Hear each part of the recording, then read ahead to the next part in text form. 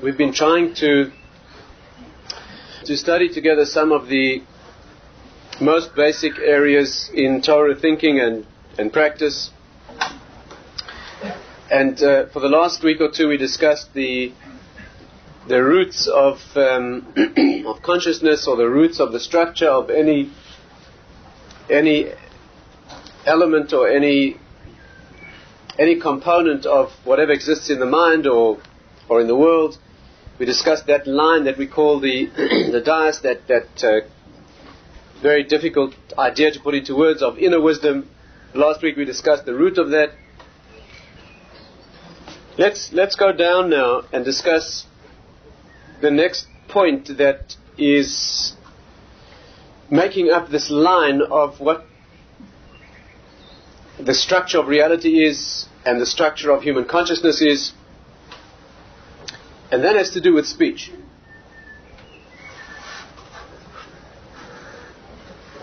In the sources that talk about the structure of these things, they divide up the functions, or the parts, if you like, of the soul into 5 components. We won't have time now to go through all the 5 components, but just to place what it is that we're talking about, the highest level is called ratzon. We spoke about that last week. That is the level called desire, or will, or volition, the part, the source of outflow of any expression. The thing that comes after that in the sources that talk about these things is called machshava. It means thought. Thought means the area of a thought at the moment of its flashing in. Is before you've had any time to grasp what that thought is.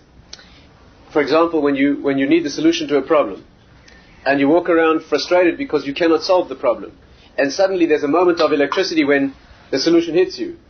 Right? In that first moment, you actually know all that there is to know about that idea, even though you haven't had time to work it out. It's a remarkable thing.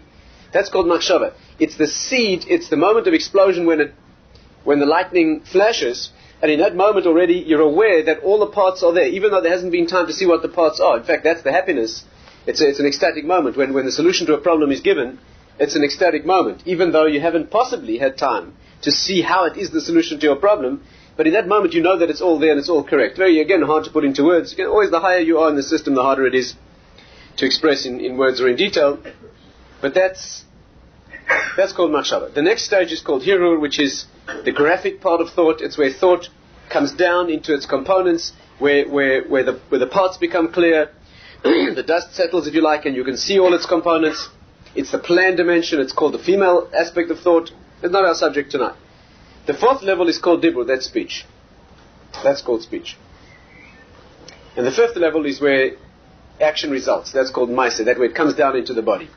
In some systems, they're divided up into 2 parts of speech called kol and dibur, which means voice, and then the words that the voice produces, depending on whether you're looking at the higher world or you're looking at the whole structure. And again, that 5-part structure, although it's the root of all structure in the world, 5 issues that have 10 components. It's a fascinating subject, not directly our subject tonight. I'd like to focus on this particular fundamental, which is the area of translating that which is idea into practicality, and that's what we call speech. It's a very, very deep and complex idea. It's uniquely human. It's the root of all spiritual understanding, really, and therefore let's try to devote some time examining this part of the structure. And in order to make it practical, that means we shouldn't just discuss ideas that are abstract and theoretical. We should try to walk out of here with some idea that's translatable into your life, my life. We should be able to go out and practice, make a difference in some way. And Judaism finds one of the very, very offensive things to the Jewish mind is the study of spiritual wisdom in pure abstraction. If it doesn't change you, it doesn't sensitize you, if it doesn't, to put it in tonight's terms, if it doesn't come all the way down through the 5 parts and end up in what's called maaseh, where you go out and your hands become different, the actions of your hands become different, then in fact in some ways it may have been better not to study, because you're making a joke or a mockery really of what the wisdom is if you don't if you don't bring that into action and into practice. So let's try to focus on this subject with a particular tangible or practical aspect, and that is the mitzvah of guarding speech, particularly in the area of Lashon Hara. Lashon Hara, the evil tongue. Right? What that means is, well, we have to discuss it, and I hope to share with you some of the practicalities just to whet your appetite this evening, that you should study more on your own. But this is the mitzvah of being careful not to say things that are negative, not to say things that are negative about other people that in fact are true. Now, this is a particularly sharp application of the mitzvah of guarding speech. There are many others. One other very sharp application is that it's forbidden to say things that are meaningless.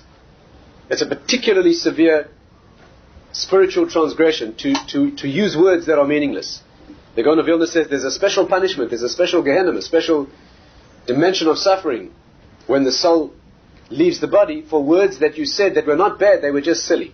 Just a waste of time, just wasted words. Energy that is thought translated into expression that really means nothing. And that's when we've thoroughly terrified ourselves with tonight's subject, we can go on and paralyze ourselves with fear about that. But let's see how far we can get with the concept of Lashon Hara, which is not saying things that are meaningless. It is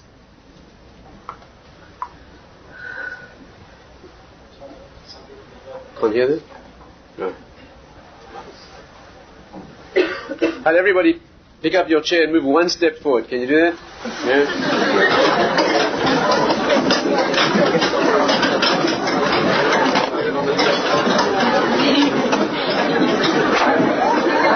Okay, let's try again.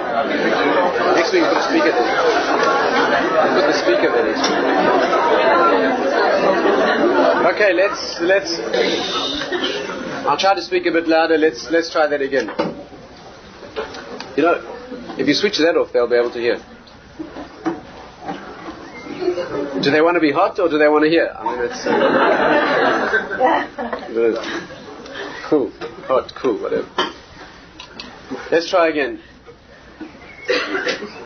What I'd like to try and cover this evening is enough of the practicalities of this mitzvah that we can leave here understanding a little bit about what it is, and also try to study the depth of it so we understand a bit of the spiritual core of this subject, which is really a marvelous area that touches literally on everything else. Let me try to convey first of all the seriousness and the depth, the enormity of this area by posing certain questions. Then we'll step back for a while and look at the practicalities. Let's try and study some of the laws, the halachas of this area together. And hopefully there'll be time to answer some of the questions that we pose. First of all, a brief definition. Lashon Hara means saying something that is negative about someone that's true, not lies. In English they translate this as slander. Right? Slander means when you libel, you say something negative about someone, and in English law, and in Western law in general, that's regarded as negative or actionable in law only if what you said is false. Right? Is this correct? If you say something negative, if they write in the newspaper something negative, they defame someone, they libel someone. What happens in court is the court battle when the person sues for libel or defamation of character. What happens is the court case becomes an attempt to prove that what they said is actually true. Is this right? And if they can substantiate that what they said about this person is true, then of course they're fine. In Jewish law, if what you said is true about the person, that's when you really get it. That's when you really get it. Lashon Hara means saying something negative about somebody that is true. That's what you're not allowed to say. Saying something about someone that's bad, that's false, another problem. It's got additional severity, all kinds of other problems. That's called Motzi Shem Ra, bringing about a bad name. You're giving someone a name that is unjustified, that is bad when they don't deserve it. It's another whole problem in the Torah. But Lashon Hara specifically, when you say something about somebody that's 100% accurate, you say they get angry easily. And they get angry easily. That's absolutely prohibited. One of the most serious prohibitions in the Torah. It can be worse. I mean, they say, if you say that the rabbi can't sing, and that the chazan doesn't give a good drosha, that's Lashon Hara. If you say that the rabbi doesn't give a good drosha and that the chazan can't sing, that's murder. That's good.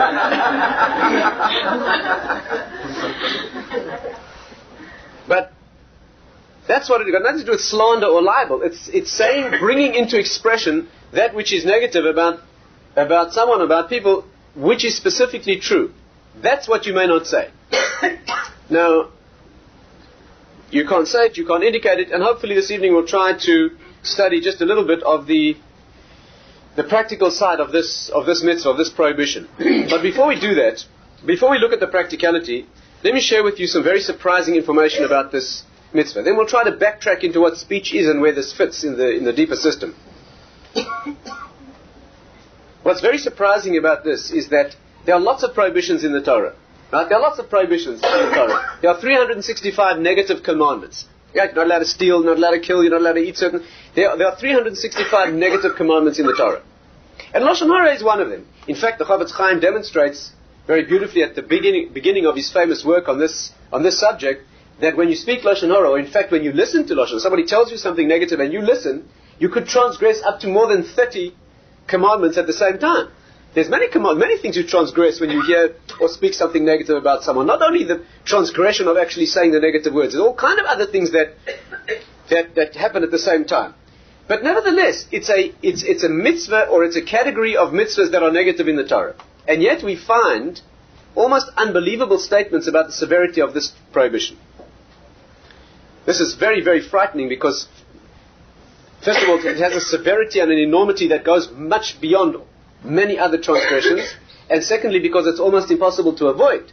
That means when you read that you're not allowed to murder, most of us, Baruch Hashem, don't have a problem. Right? Yeah, a real problem. I mean, more than a couple of times, I hope. But Lashon Hara, when you say something negative, it's almost unavoidable. It's almost unavoidable. The two things that are almost unavoidable, and that's why we finish Shmoneh Esrei, we say, Lokai Netzoy Lashoni Meira, protect my tongue from speaking this problem of Lashon Hara, Usfasai Midabim, and my lips from speaking that which is false. I once asked my Rebbe, why do we ask for these two particular things? And secondly, why do we ask for help in these two particular... Why do you ask him to stop you from doing a sin? That's your responsibility. Again, are you with me? We don't finish Shmoneh Esrei and then run through a whole list of all the sins in the Torah and ask for help not doing them. Why do we single out these two? And he told me a remarkable principle. It's because these are so easy that they're almost unavoidable. To say things that are not accurate, to say things that are a little exaggerated or not 100% true, it's almost unavoidable. Therefore, you need special help in this area. And equally, to say things about people that are not complimentary, that are true. Good observation you made about somebody that's not complimentary is almost unavoidable. Almost unavoidable. Even if you refuse to speak, it could be Lashon Hara. You know that somebody says, what do you know about so-and-so? And you say, I'm not going to speak Lashon Hara.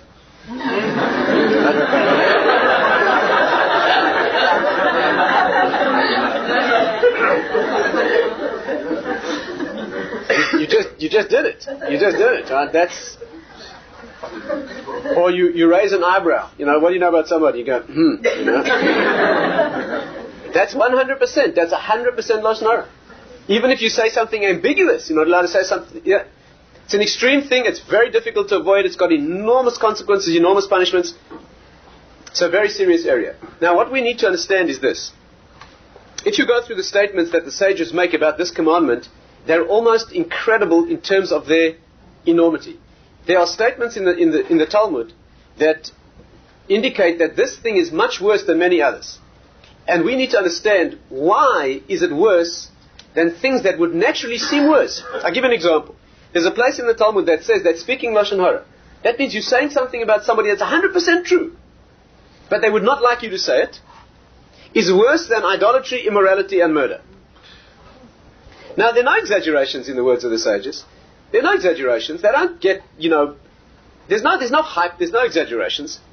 In our tradition, in Torah, in the oral law, in all of Torah, things are 100% literal, 100% accurate. Of course, it means in a certain dimension. It doesn't mean in an absolute sense. It means that from a particular perspective, embarrassing someone in public, for example, it says is equivalent to murder. It's equivalent to killing someone. If you embarrass them to the extent that the color drains from their face, let's say. It's equivalent in a certain sense. This is equivalent or worse than all three cardinal sins. Sexual immorality, idolatry, and murder are the three things that you're not allowed to do even on pain of death. Even if your life is threatened, you may not do them. Other things, if your life is threatened, you do. If you have to break Shabbos or eat unkosher food or anything else in the Torah, you desecrate it in order to save a life. The priority of saving life comes above virtually anything else.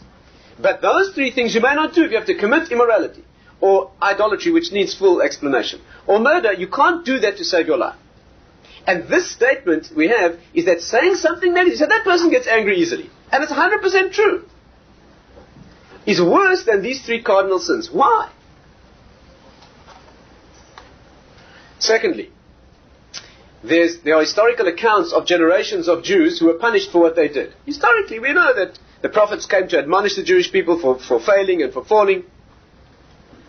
We find that there are generations who are guilty of the most heinous crimes, generations of in the history of the Jewish people, and because they weren't guilty of Lashon Hara, they weren't punished.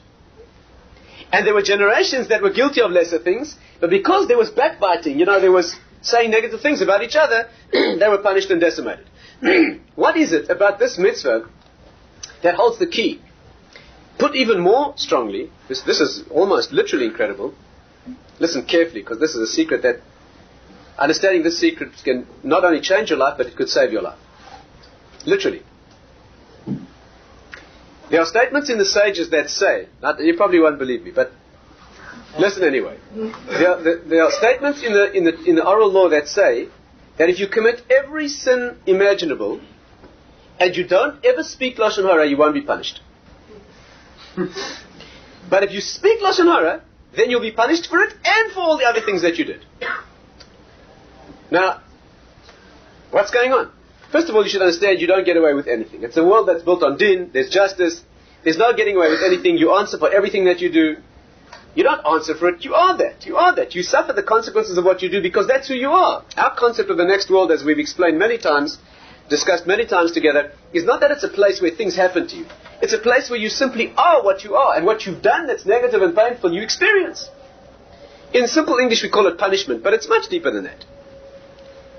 So, but what's being indicated here, and without going into too much detail, there are different methods and different dimensions of suffering the pain of what you've affected.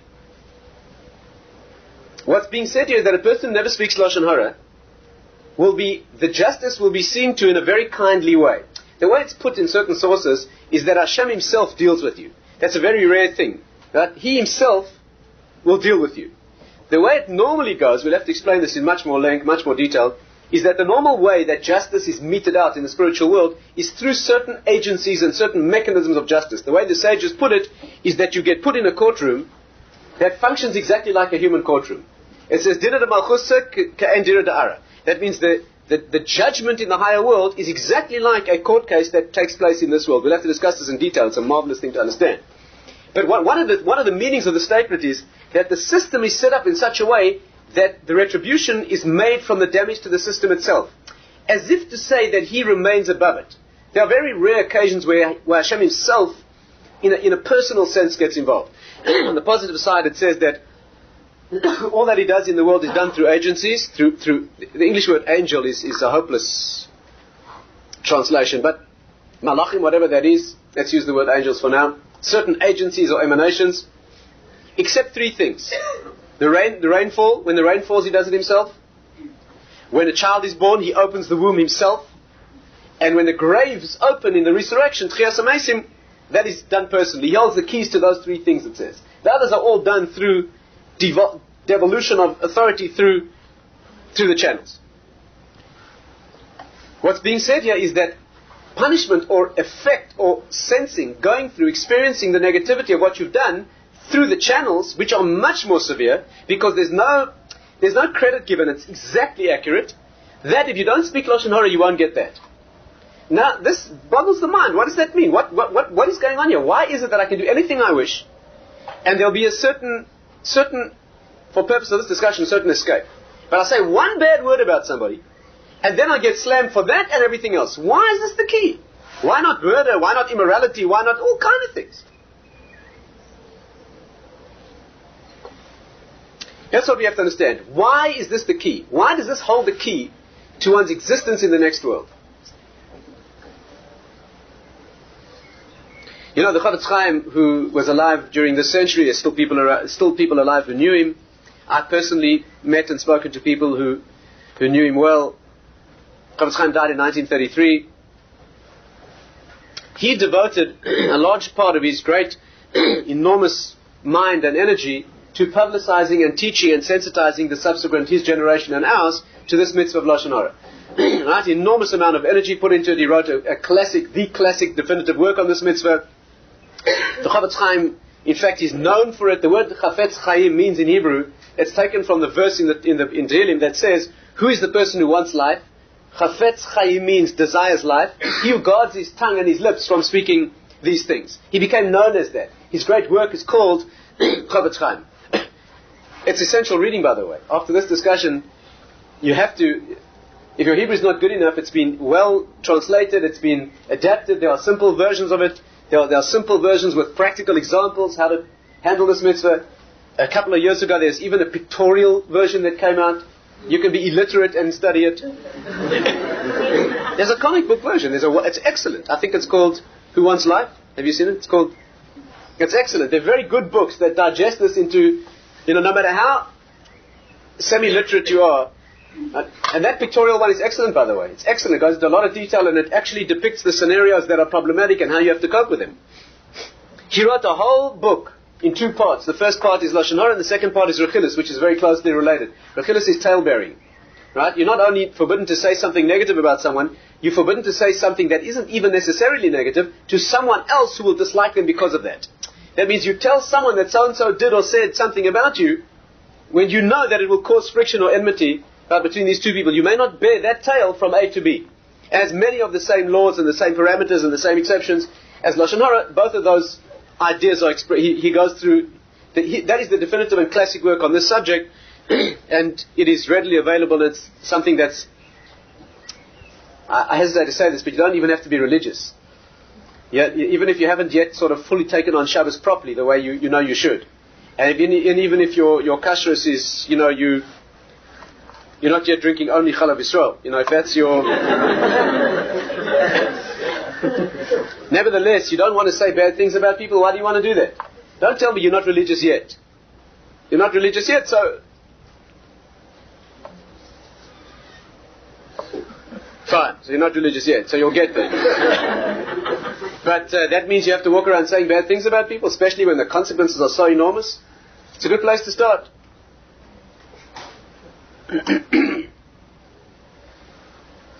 The Chofetz Chaim, why did he devote so much energy to this mitzvah? There's hundreds of mitzvahs in the Torah that the Jewish people desperately need. He knew he was living in a generation that is the lowest that's ever been. We've fallen away from almost everything. The majority of the Jewish people on earth don't even know what their obligations are. Don't even know that there are such things. So why did he choose to focus on this? What did he see in this that obviously is the key to the pre-Messianic age? He himself was a stupendous expert at this. I mean, he went on record. He was went on record as saying that he personally said about himself that ever since he reached sentience, ever since he was old enough to know anything, he had never said a word ever negative about anyone else. His wife was a great. She used to avoid going to shul. She said, "Alain is the neshama rein. When you're on your own, then you stay." You get into discussions, you shouldn't talk about other people. You should not have discussions about other people. You talk about someone else, it's almost unavoidable. Do you know one of the laws of Lashon Hara is you're not even allowed to say good things about someone in the presence of someone else who may say yes, but. You can't do that. You have to be very careful, not only negative. You have to be very careful. The Chofetz Chaim himself, on one occasion, perhaps this story sums it up. One year on Purim, they were in the Chofetz Chaim's house. He must have been an old man at the time, in Radin. And one of the yeshiva boys, one of the best boys in the yeshiva, was drinking. It was Purim, they were drinking. And he became a little looser with his, expression perhaps than he might have under normal circumstances. And he was a bit forward, he became a bit forward. What happened was, he kept badgering the Chofetz Chaim. This young yeshiva boy, he said to him, "Rabbi, I want you to promise me a share in the next world equivalent to yours." The Chofetz Chaim kept ignoring him. And as he was drinking, right? He kept saying, I want you to promise me, I long for and I want you to promise me that I have a share like yours in the next world. The Chofetz Chaim saw that he was not completely sober and he ignored him. Finally, they got up to walk through for the Suda, the Purim meal. They walked through into the room where they're going to have the meal and he blocked the door. He blocked the door, he stood in the doorway and he said, Rebbe, I'm not letting you. Picture the scene. Chofetz Chaim was a glowing sage. He stood in the doorway and he said, I'm not letting you through. He said to his own Rebbe, I'm not letting you through until you promise me a share in the world to come equivalent to yours. The Chofetz Chaim said the following thing. He said, if you take on that from now on you will never say anything negative about anyone else, you'll guard this mitzvah, that you'll accept, you'll never say any comment that is slighting or negative about anyone else, who knows what share I have, but I can guarantee you that whatever share I have in the next world is due to the fact that since I grew to awareness, I've never said a word ever about anyone else that's negative. And I can promise you that if you take that on, you'll have the same share as me. They say that this young man stood there, he became sober, he thought about it for a long time and he couldn't do it. He couldn't do it. He knew what a serious, he knew we're talking about a generation of people who learned Torah who were serious about it. People who had some depth and some sense of commitment. He knew that to take on a thing like that that's not a simple thing. To take that on, and after a while he hesitantly stepped aside. And the Chofetz Chaim went through. And some people say that as the Chofetz Chaim went through, they heard him say under his breath, here you see a man standing at the gates of heaven and refusing to go in. Now, this story needs understanding. Why did the Chofetz Chaim pick out this mitzvah? He could have said Torah learning. Torah learning is bigger than anything. He could have said all sorts of things. Why did he say to this young man, all you have to do is take on that you will never say anything negative? That's the key. Why? Why? Let's attempt to... the secret here, in case it's not clear to you, the secret here is that you regard this carefully. You guaranteed a share in that world, and you will escape punishment for things that you deserve. At least a certain severity of punishment. That's worth understanding, isn't it? Isn't it? Yes.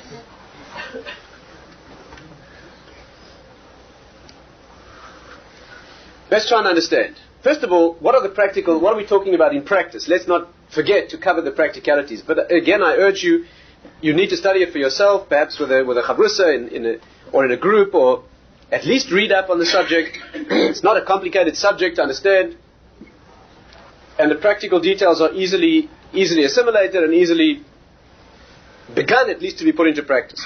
Let's try and get the mitzvah clear as we can in a brief overview and summary. And I'll try and share with you some of the amazing spiritual background that hopefully will give a little understanding to this area.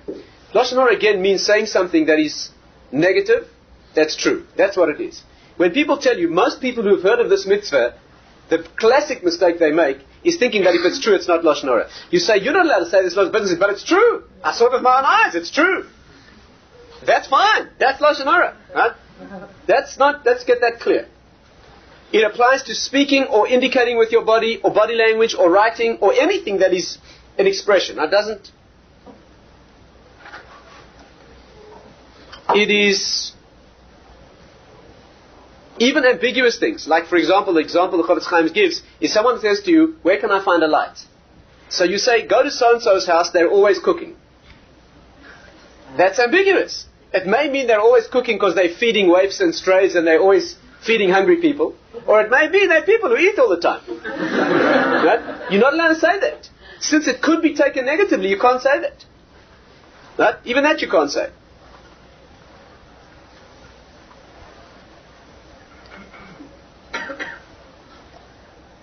There are exceptions.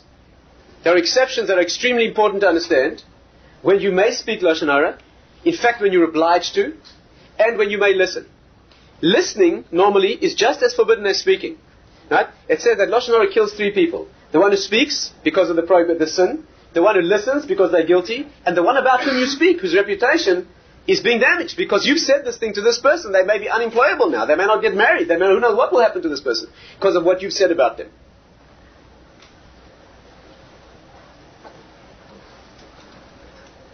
You may not say it, you may not listen.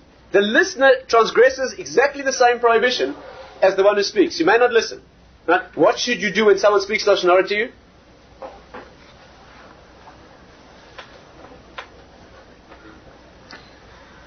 So there's a mitzvah. You have to know. First of all, it says you're not allowed to listen. What happens if it's difficult to avoid? That your family, for example, right? You are knowledgeable about these things. You come to study. Let's say your family members are not yet so knowledgeable, right? You sit down to dinner. They start talking about Aunt Daisy or whoever it is they talk about. What should you do? The wise way to handle it, just from practical experience, is not to start criticizing, especially your family at that time. That's not the way to do it. The way to do it is at a time when it's not an issue. When it's not an issue, right? They sit there quietly at the table like your family normally does. You pipe up and you say, folks, I went to this very interesting talk this other evening where we learnt about this thing called Lashon Hara. They all say, oh, what is that? You give them a whole speech about Lashon Hara, then they become aware that you are sensitive. And once a person's been sensitized to this, it's very difficult to speak Lashon Hara. Once you know it's forbidden, it's such an offensive thing to do that when you catch yourself, it's usually quite clear. Incidentally, quite apart from any religious motivation, if I had to speak to someone, you asked me to explain this mitzvah to a non-Jew, or to somebody who has got no interest or knowledge about mitzvahs, I personally, it's my humble personal opinion, I think that you can understand this mitzvah without any reference to the spiritual. I think you can understand this mitzvah very deeply on a purely practical level.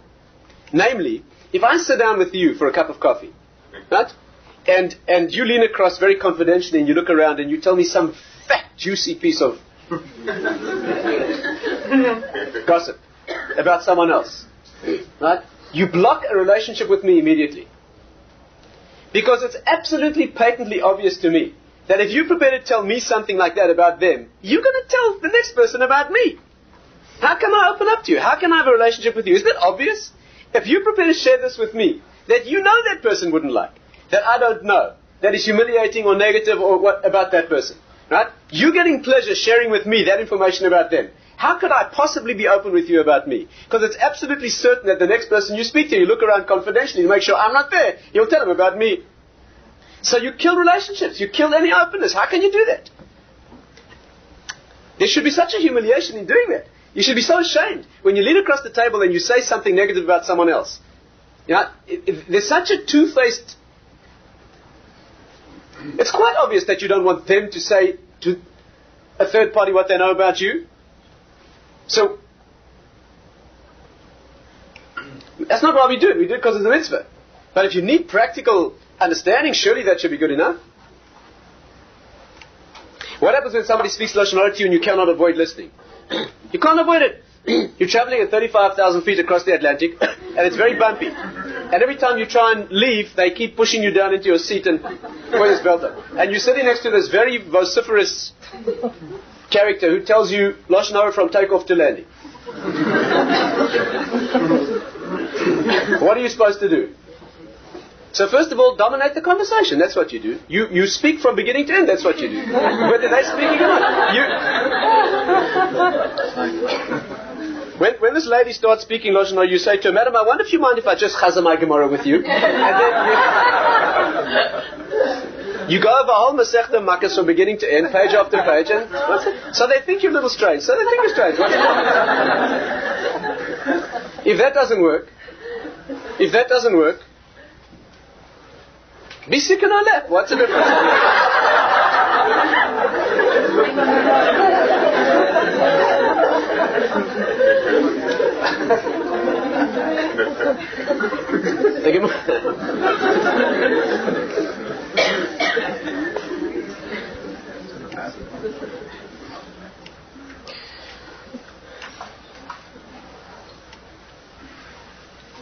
The Gemara says that if that all of that fails, the Gemara actually says, you know why human fingers are shaped this way? Because they fit in your ears. That's what Gemara says.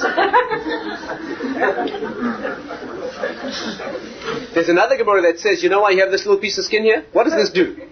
I can assure you medically it doesn't do anything. It doesn't help you here. The Gemara says it's easily folded up and stuck in your... That's what it's there for. If all that fails, you're forbidden to believe what you're told. You're forbidden to believe what you're told. For example, when you have to listen, let's say you're a therapist. You're a psychiatrist or a therapist or a counselor, or there are circumstances in which you're obliged to listen, and I'll try and explain to you those situations, then you have to listen. You may not believe what you're told. You may believe that it's possible. You don't have to disbelieve it. That means a person tells you that firsthand they know a certain thing about someone else, and it's a very negative and worrying thing. The Chavetz Chaim writes that you may store away the knowledge and take protective action when necessary, but you may not conclude in your mind that it's true since you never witnessed it. You have to keep an open mind. That's what you have to do. There's another mitzvah in the Torah of judging people favorably. No matter how awkward and how extreme you'd have to be to explain their actions, favorably, there's an explicit mitzvah in the Torah to do that. And therefore, when you hear something negative about someone, you have to rationalize to yourself, even though it's extreme, that actually that's not negative. Many times in life, by the way, you'll make a negative judgment about someone, you'll find you were wrong. You find you actually were wrong. I heard someone recently was traveling by air it happened to be from Johannesburg to Tel Aviv. And this person happened to be sitting on the plane. I'll just give you an example. I mean, there are many books that have been written about judging people favorably just to show how wrong you can be. This person was traveling on the plane, and in the next row was a rabbinic-looking character. I mean, a man who looked very rabbinic. He really was dressed like a rabbi. He looked extremely orthodox, and rabbinic. And this person knew about, was an observant Jew, and they noticed that he wasn't doing anything an observant Jew is supposed to do. That means they looked carefully at this man, and they noticed that when all the Frum people got up to daven, they made a minyan, a lot of Jews, that they went to the back, he didn't join them. That in public, he flagrantly ignored, that means they got up to make a minyan and daven, and he carried on sitting in his chair reading. He wasn't even reading anything Jewish. He was reading completely secular material in public. He didn't join the minyan when they went to daven, and this person was getting very upset. How can you do that? I mean, they themselves weren't that religious. But when somebody looks very, like a representative of the Jewish people, very rabbinic, and in public they flagrantly break everything. And then they were served the meal, and they watched carefully. This man ate without saying a bracha. He ate without making a blessing. He never washed his hands, he never made a motzi, he never made any blessing. He ate the food, he never made a blessing, And this person was getting very incensed. Very incensed. And many times during the flight, he restrained himself from going over and giving him a real... And one thing after another happened the whole flight like this. It was a real disgrace. Then what happened was that when they got to Tel Aviv and they were offloading the plane, the person decided they're going to go over this person and just tell them they couldn't let such a thing go. And they made up this whole speech about what a disgrace this person had been in public. And as they walked over to him, they saw his father's coffin being unloaded from the plane. He was an oinen coming to bury his father, and you're not allowed to do mitzvahs when you're an oinen. Okay, you may not make blessings, you're not allowed to daven, you're not allowed to do... He's coming to bury his father in Israel. And he was observing the law perfectly. You have to be careful before you judge people.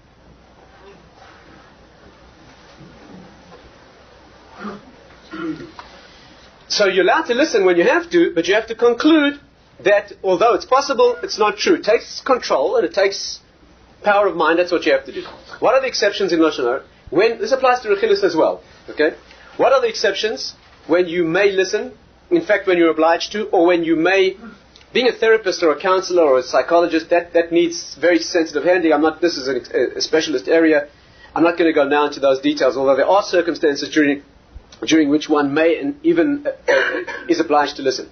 The classic exceptions when you may speak Lashon Hara, in fact you're obliged to, are as follows.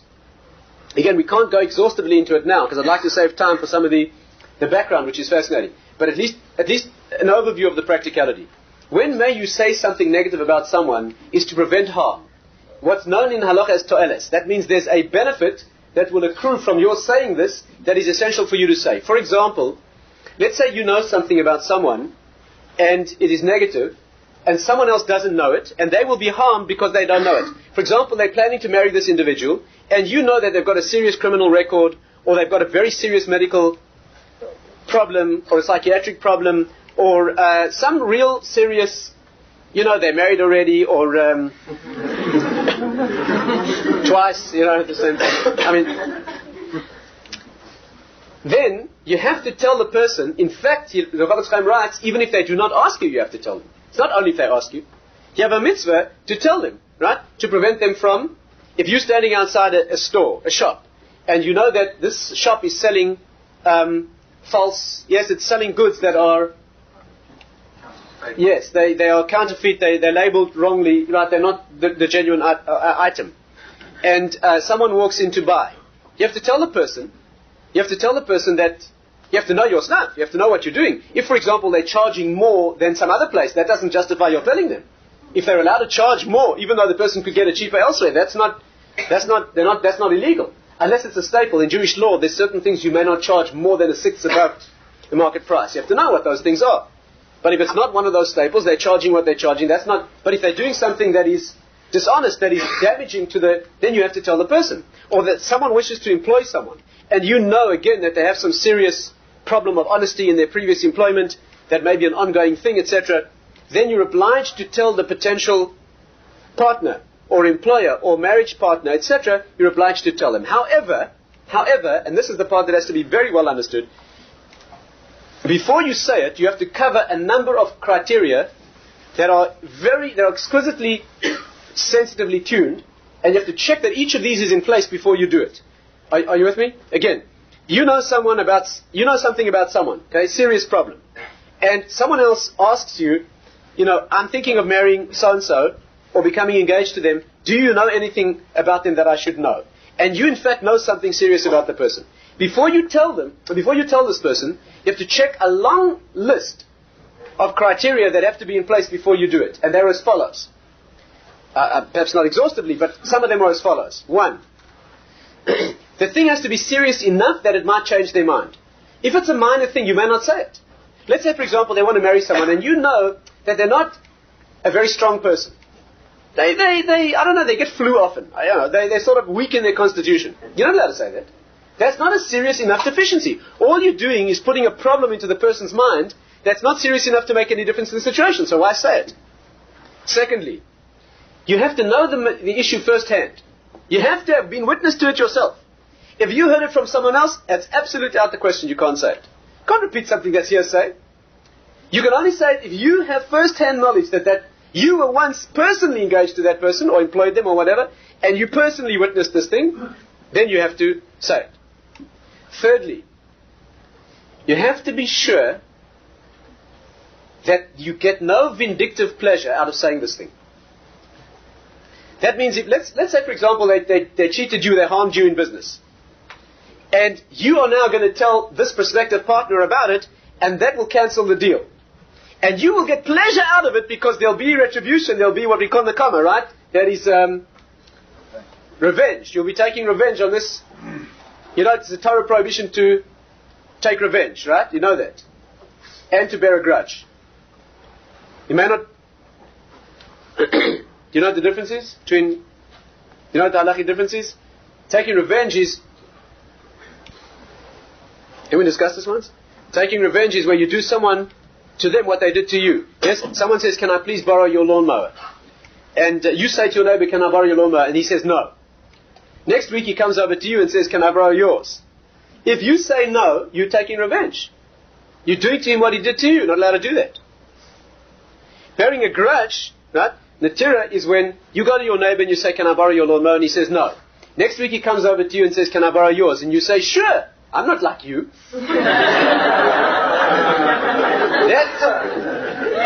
You're not taking revenge, but you reminding, that's called, you may not do either of those. So when you tell someone something negative about someone else, you have to be sure that you're not getting any vindictive pleasure out of it. To rise above that. You have to tell them only because you're preventing the damage that would otherwise occur, not because you want to get your own back on this individual. You have to be very careful about that. Fourth, you have to be absolutely sure that you're not exaggerating at all. And that's extremely difficult. People find it extremely difficult to stick to the raw facts. One of the reasons people find it difficult is because when you feel very self-righteous about preventing this person from being damaged, you don't only see it as your job to transmit the facts, you also see it as your task to convince them not to do it. But that's not your job. That's their problem. They have to decide. Your job is to make the facts known. Your job is not to convince them. Is this clear? Your job is to simply say, I was once employed that individual, they were dishonest, and that's all. Should you employ them? Convince you not to? Exaggerate? Not at all. You say the facts exactly as they are, no less and no more. That is what you have to do. Fifth, I'll hold on a second. Fifth, we'll take a couple of questions on this in case something's not clear. It's a very important area. Fifthly, you must be sure that the damage that will accrue to the person about whom you're speaking would be no more than would be their legal due. Do you understand? For example, let's say you're standing outside a shop and you know that they're selling dishonestly, they mislabeled products and they're not, you know that. And someone else is walking in and you say to this person, they are being dishonest and they're selling false goods. Before you say that, what will the consequences be? What will this person do? What will this person do? If they will only do less or equivalent to what the law requires, what a Beis Din, a Jewish court of law, would impose on this person, that's fine. But if they would do more, right? Let's say they would go further, they get very upset. Let's say this person walking in has got certain Sicilian connections. And you know that if you tell them what they're doing in this store, the next day that store will be razed to the ground. Right? Which is much, and maybe human life will be... You better be very careful that you satisfy all these criteria. Are you sure about it? Did you see it yourself? Is it accurate? Is it significant? There's another criterion as well. Could you achieve this some other way without saying Lashon Hara? If you could achieve the same end another way, you may not say it. There's a list of criteria that have to be covered. What are the questions? Is something not clear?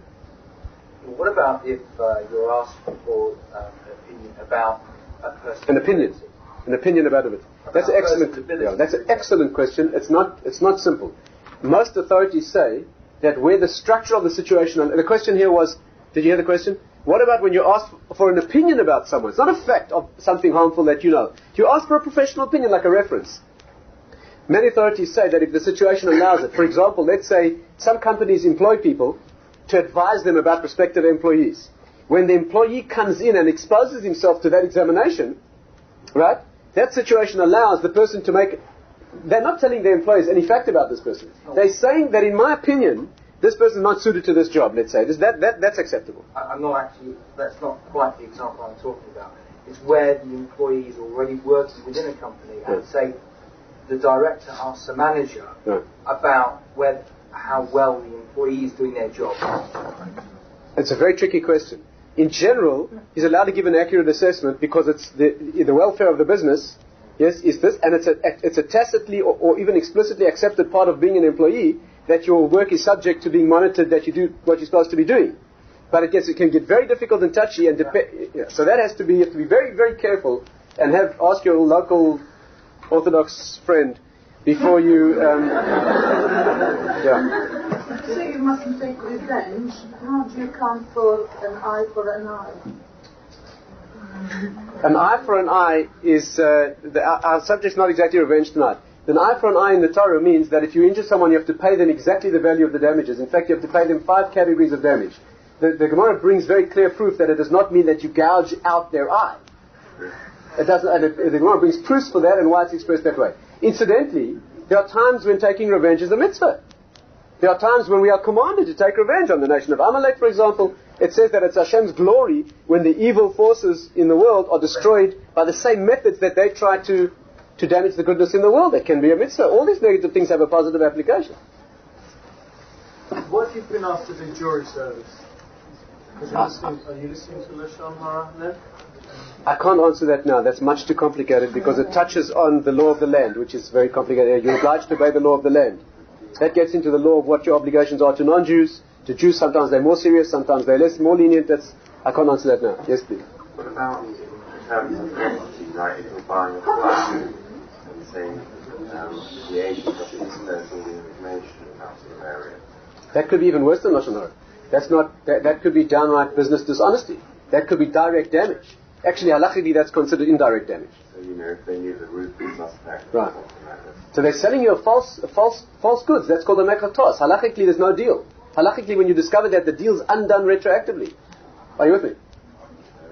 The question there is he liable for damages that you've incurred along the way? That's a fascinating area which is called groma. Groma means that you're not the proximate cause of the damage, you're an indirect cause. That means he got damaged through you, but not through your direct action. So halachically, that's a fascinating. I can't go into that now. It's a marvelous subject. We can talk about that separately. Yes, please. Can you explain why it was murder? I'm going to get there. Yes, please. We're asking now only on the practicalities. I'm going to try and give you the spiritual background here. If you're a teacher, and either you've got two students. Oh, that's a very good question. A teacher or a parent who has to say something about a child, right? Or you have to tell a parent about their child. Saying Lashon Hara about a child is much worse than saying about an adult. If it is Lashon Hara.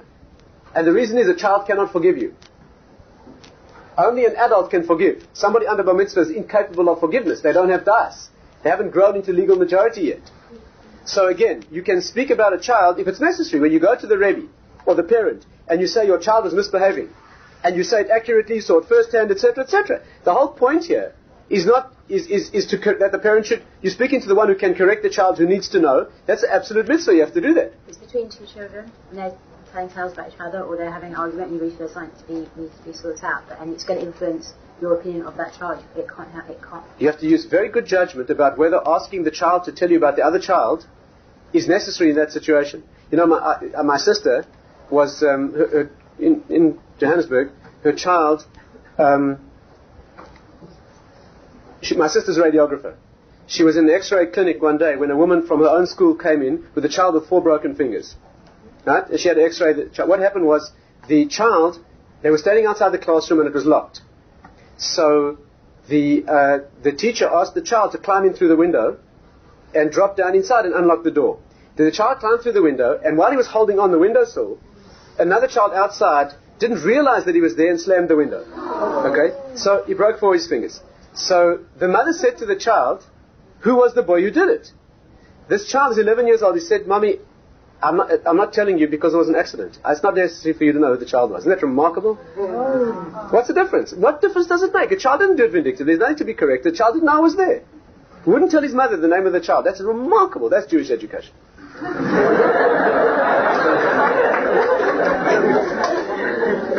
So you'll find that in homes that are fussy, that make this, you'll find that even very little children are easily trained. They'll often tell you a certain thing happened. They'll tell you they're not going to tell you the name of the person. They know it's wrong, and it's yeah.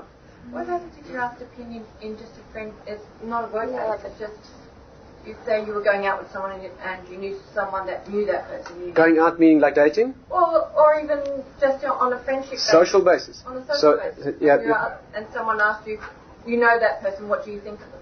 So that's like this. If it's a dating situation, Jewish dating means marriage.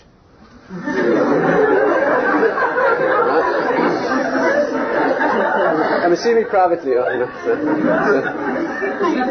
So dating's a serious business. Dating's a serious business, right? It's set up from the beginning with a view to marriage. That's why you're dating this person. What other reason would you want to date? So, got a long way to go, yeah. So that's a very serious business. If it's a social contact, right, which has got no real particular contractual, marital, other thing, that gets a little bit more thing. Even in a marital situation, you have to be very, very careful about what you say when it's an opinion. That means that to describe the person's character and what their strengths are and their special, which is what the person wants to know to see if there's compatibility is fine. But it's very dangerous. Because, do you understand the fine line between... It's one thing to describe a person's character and bring out all their beautiful points, etc., but it's almost inevitable that there'll be something that's relatively not that good, or by implication is not there. And implication in Lashon Hara is a problem. So you have to really be expert. Shatchanis, that means being in the field of helping people get married and suggesting someone for someone else and so forth, where you really do have to describe the person. It's a very, very delicate halachic area. You really, really have to know your stuff in order to know how to describe a person without transgressing this area. It's best left to experts. Yes, please. Does the principle of the prevention of harm extend to prevention of harm towards yourself? For instance, if someone's hurt you and you immediately need to offload what has happened to a friend, so you've got a 24-hour a day counsellor, what happens in that situation? So when you say harm to yourself, you mean physical harm. No, well, those are two different things. The question here was that if you have some problem and you need to confide it to someone, and because you live in Australia, there's no one around close by who...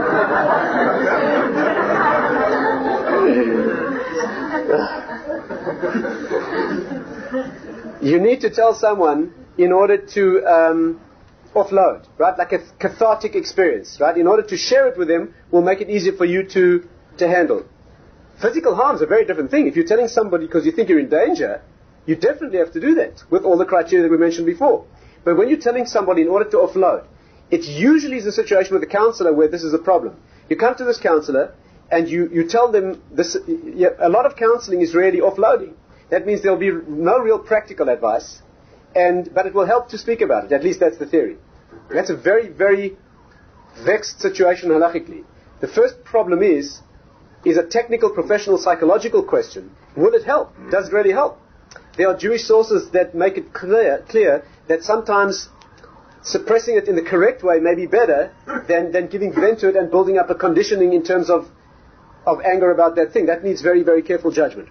But let's make an assumption that there may be a situation that telling it over helps, and there certainly are situations like that, even where there'll be no practical, advice or outcome.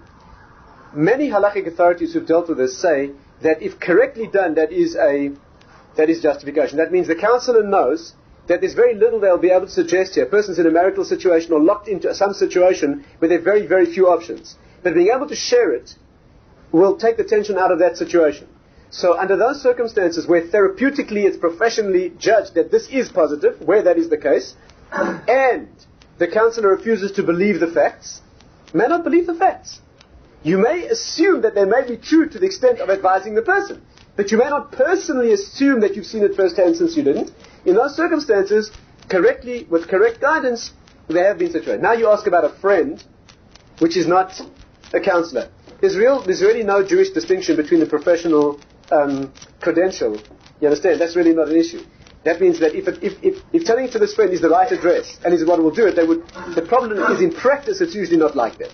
In practice it's usually people are very quick to rationalize that you need to speak about this, and it may in fact be helpful, but it really is transgressing the problem. It's usually in a more formal setting with a counselor where there's a fee being paid, etc. There's usually more guards and protective mechanisms in place. But in essence, it could be justified. Again, that's tiger country. Yes. How do you know whether something is significant enough for it to be... It's a question of judgment. In fact, all the things that I've mentioned are really questions of judgment. How do you know that the person will get harmed more than is their due?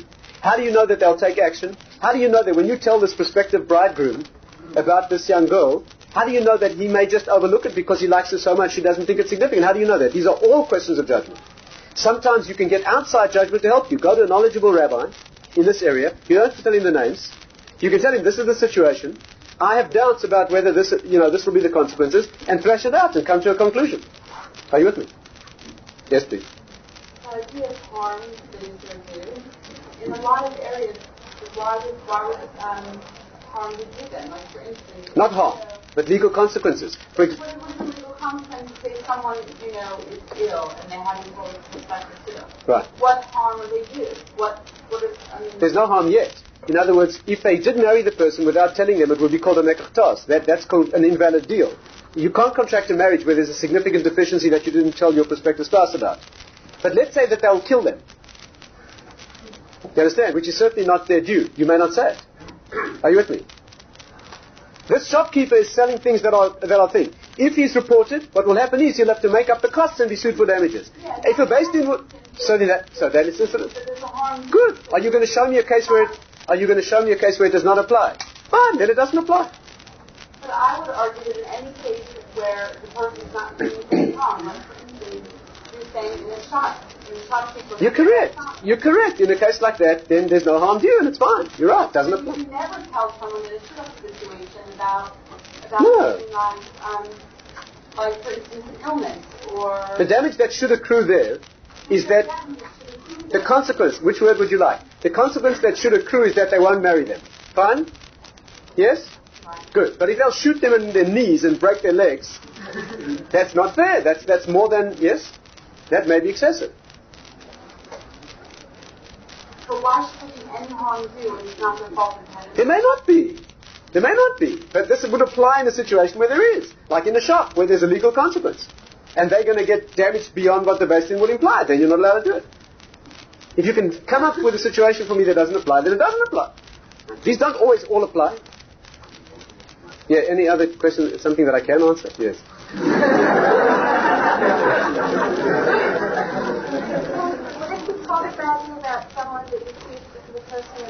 That's fine. That's fine. Provided, it's not clear to the one about, yes, are you with me? You say, like, I'm engaged to this person, But if they're not identifiable, that's fine. There's no Lashon Hara being said about that person, and you're doing it for a purpose. Incidentally, there's another exception that is often quoted that you should try not to use. And that is when 3 people know about it already. That's called apetlosa. That means you're telling someone something that is already public knowledge. Public knowledge in Jewish terms is that 3 people know. Right? When 3 people know about it already, then the Chavetz Chaim brings opinions that say that it is not technically Lashon Hara, because Lashon Hara is only when you say something that wasn't known or wouldn't be known. But when you say something that's already been published, and everybody knows about it, he says you still should not do it and brings very strong opinions that it's prohibited. But you will find this quoted, and therefore you, why 3? Why 3? Why not 2? Why an arbitrary number of 3? So there it's interesting, the person can say, it's fascinating logic. The logic is that if I tell, if there are only 2 of us, I definitely won't tell this information. Because since there's only one other person, if this knowledge gets out, they'll definitely know it was me. I won't do that. But if there are 3 people, they'll never know it was me, maybe it's the other person. So therefore there's less inhibition for the one of 3 than there is for the one of 2. You understand? That's why 2 will still remain a secret. But when there are 3 already, it's assumed that it will get out. But you shouldn't use this. It's not good. It's not good for you to say bad things about people. It's just not good. It's just bad. It's just negative. It builds a negative. You shouldn't be doing that. You should be building positivity in the world. You shouldn't be going out there reporting negative things about people to others. It's just not. You shouldn't do it. Yes, please. Rabbi Tatz, what about thinking? Thinking is not a prohibition of Lashon Hara. You've got Lashon Hara thoughts. No, it's not Lashon Hara. Lashon Hara means it gets spoken out in the world. It's not good to think bad thoughts about people. It's not good for you, and it's not good for the world. And there's some thoughts that you get punished for worse than actions. And that's when we are so terrified of this subject that we can't stand. Then we'll talk about that. You have to know the parameters, but it's not Lashon Hara. Lashon Hara is making known. Yes, please. Why is Lashon Hara taken so seriously? I haven't got there yet. Do you mind? I mean, as soon as we deal with the practicalities, I'll try and get there. Yes, can we do that? Deal with that now? Yes. Yes. If I was a journalist, yes. You should not be a journalist.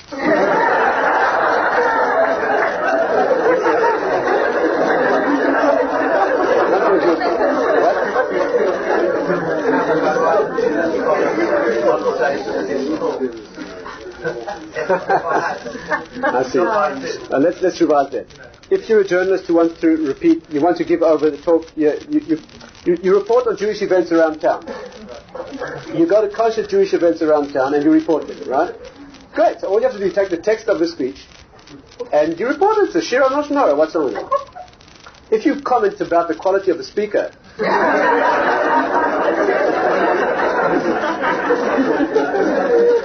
yes, please. Excellent question. Excellent. A little bit of. The question is, can husband and wife speak to each other things that are Lashon Hara? Absolutely not. Even though it's absolutely clear, the Chavetz Chaim makes it clear. Even though husband and wife are considered one body, it says, Ishto kegufo, his wife is like his body, you may not speak Lashon Hara to your wife. Absolutely out of the question. With all the same parameters. If you have to tell your husband about a child, because he needs to know to correct the child, etc., then it has to be done. But no, there's no dispensation for husband and wife or parents and children or any relationship at all. It makes absolutely no difference. Doesn't that make life really good?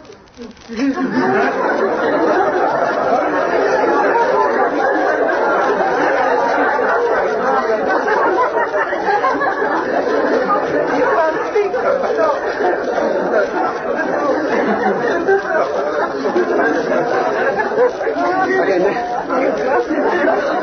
next week.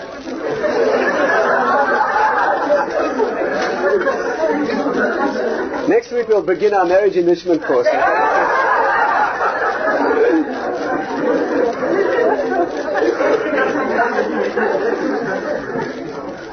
saying about a child, incidentally, I mentioned that because a child is not of legal age, cannot forgive. Right? It's well known that the Stifler was a great Torah authority in Israel. I had the privilege of meeting him a couple of times. The Stifler was an amazing giant in Torah. It's well known that once he was in shul when a young child, 7-year-old boy, was the Stifler saw him reading during davening, during the tefillah. He saw him reading a big book. It didn't look like a siddur, so he thought he was learning. He thought he was learning instead of praying, instead of davening. So the Stifler walked up to him and he remonstrated. He admonished the child. He said, "This is the time for davening, not for learning." The child showed him it was a big siddur. In other words, he had criticized him wrongly. Okay? 7 years later, the Stifler arrived at the child's bar mitzvah. You know what? You understand that? He walked into this strange child's bar mitzvah. People, like one of the greatest men of the generation, walked into this bar mitzvah. He went up to the child and asked him for forgiveness for having criticized him 7 years before. He'd been anxious for 7 years, right? Because this child couldn't forgive him. But Moshe Feinstein once, who's also well known in New York, he once walked into shul. He's a great Rosh Hashiva. Moshe Feinstein is probably the greatest halachic mind of our generation. He walked into shul and there was a 7-year-old child sitting in his seat. And Rav Moshe, in a gentle way, a gentle fatherly way, he wanted to take something out of his seat, and the child realized that he was sitting and the child moved. But there was a possibility that the child was embarrassed because he'd been sitting in Rav Feinstein's seat. He arrived at his bar mitzvah 6 years later, and as soon as the boy stepped down from his aliyah, Rav Moshe walked up to him in front of everybody and he asked him for forgiveness in case he hurt his feelings when he was 7 years old, 6 years before. I don't understand these things. Yes, please. Can one speak Lashon Hara about himself? That's an excellent question. There are sources that indicate very clearly that you can't speak Lashon Hara about yourself. It's debatable halachically exactly what it's. There's a famous story about the Chavetz Chaim. They tell, some say it's not corroborated. There's a famous story that he was once traveling on a train when a young man was sitting in the same compartment as him. Now, there were no photographs, even if there were, those people didn't read the newspapers, and there weren't photographs. So he didn't know who this old man was. And the Chavetz Chaim was very humble. He used to wear like a wagon driver's sort of a cap. But he didn't look, he was a very, very humble and small individual. The Chavetz Chaim, in a very friendly way, said to this young man, "Where are you going?" So he said, "I'm going to see the greatest man of our generation, the Chavetz Chaim." So the Chavetz Chaim said, "No, I don't know if he's the greatest man." So this young man said, "What are you saying? He's the greatest man?" The Chavetz Chaim said, "He's not that great." So he was so incensed, this young man, he walked up and slapped him.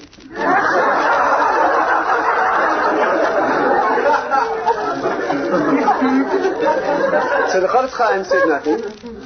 Later, when he arrived in Radin, the young man came in for an audience with the Chavetz Chaim. He saw who was the Chavetz Chaim. Okay, the Chavetz Chaim said to him, "Calm down. I learned from that incident that you shouldn't speak Lashon Hara about yourself."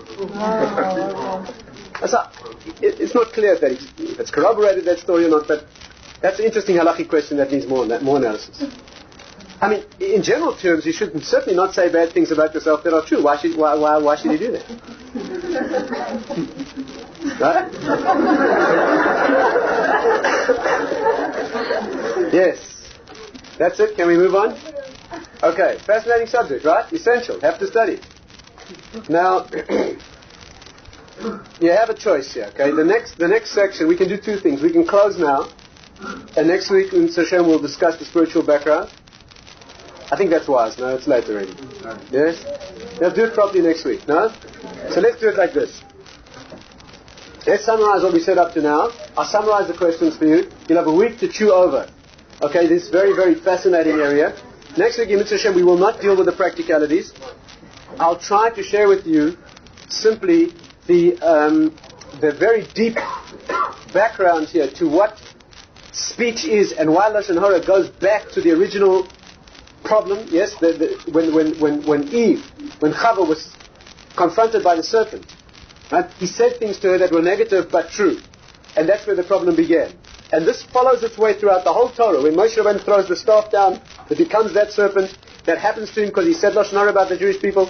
This problem of Lashon Hara goes throughout the whole Torah, and it is the pre-Messianic problem, and it's the key to everything, and that needs understanding. So what we need to think about during the week is, first and foremost, the practicalities. But you can get a very, very user-friendly books in English that could not be easier to to begin studying the practical application of this question. It pervades all aspects of one's expression, and I didn't begin to cover, I began this evening, we began. But we only just began the subject. You need to go through many practical situations and examine them and see, surprisingly, how easy it can be to transgress this area. The second thing is to think deeply for this week about why is this a key? Why does this hold the key to everything else? Why is all other punishment, as it were, all other consequence, why is it contingent upon this particular problem of saying some negative things? So if we'll think about that during the week. In session next week, we'll try to analyze this question in detail.